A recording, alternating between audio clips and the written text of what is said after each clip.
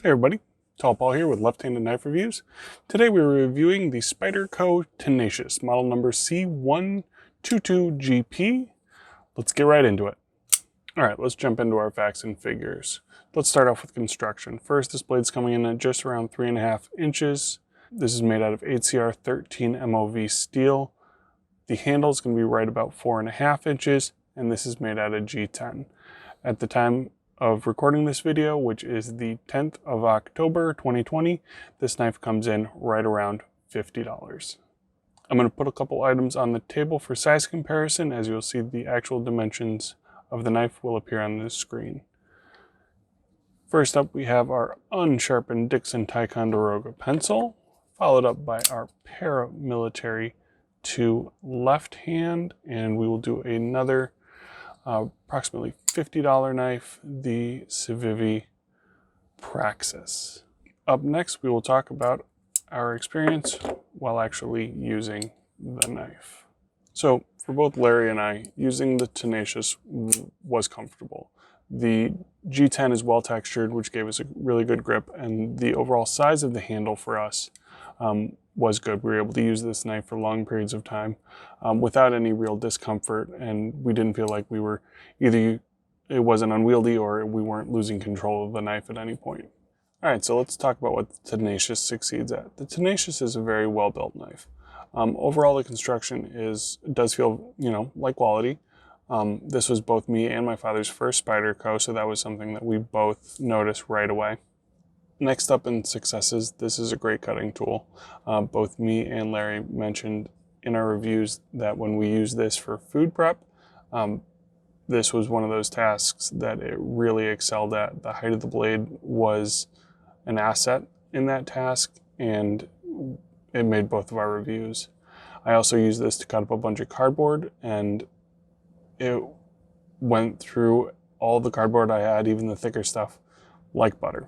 And last up on the successes, just the overall size of the knife. The handle was a good size handle for both me and Larry, and the blade itself felt like it was a really good size.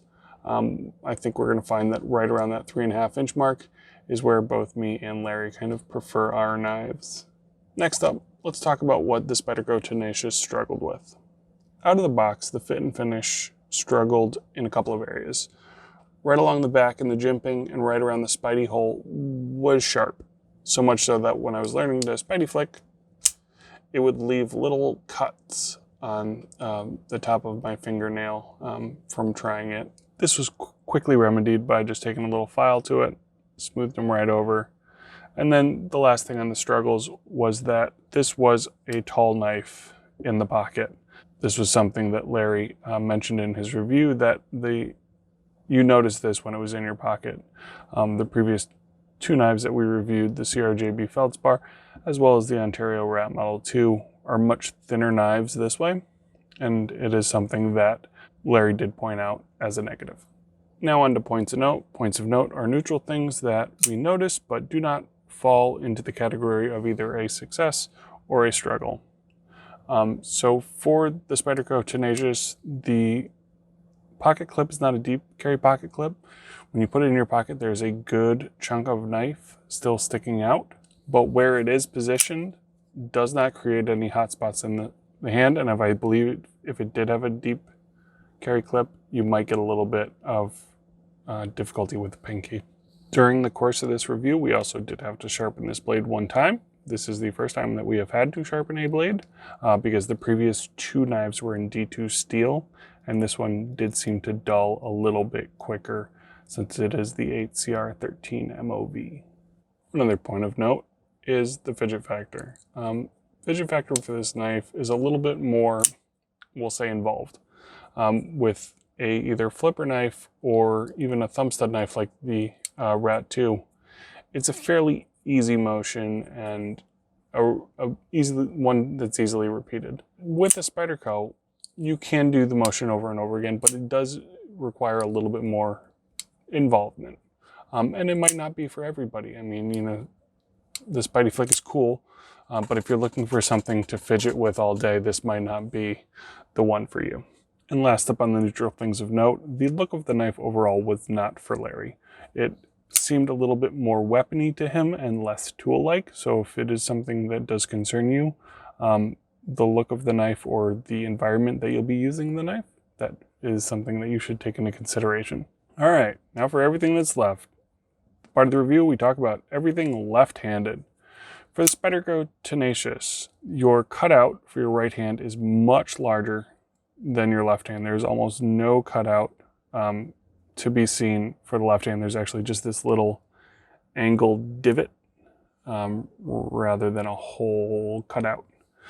This does not affect the deploy of the knife with either the thumb or if you're rolling it around and reverse flicking it on the other side.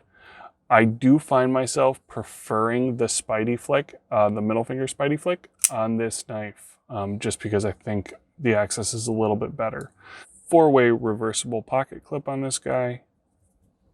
And when it comes to the locking mechanism, it was actually one of the best liner locks that I've ever dealt with as far as dragging my finger across. When you deploy it, the liner lock sticks up so much. Getting my finger over to manipulate it and getting it in there was incredibly easy, which was really nice. Let's talk about our final thoughts. Me and Larry both recommend this knife for anybody who's looking for a really good, well-built budget knife that fits well in the hand and excels at cutting tasks. If you're looking to get into Spyderco and you want to kind of get your feet wet before, going further down the Spidey hole, this is a really good place to start. This has already started this with me. I purchased this knife probably a week and a half after purchasing this knife because I wanted to see what a jump from $50 in Spyderco to $150 in Spyderco would look like. This recommendation is for both left and right-handers alike, as this knife operates incredibly well for a lefty, as well as incredibly well for a righty. People we would not recommend this knife for are for people who don't like the look of this knife. It, to my father, appears much more of a weapon than a tool. I do not necessarily agree with him. I think a tool can look any way it wants. But for him, it is a large mental block for him to carry this on a daily basis. And I can see where he's coming from. Another reason we wouldn't recommend this knife for some people is just the blade steel. The HCR13 MOV, we did have to sharpen it once. We did notice it going dull over the course of the review, which is why we sharpened it.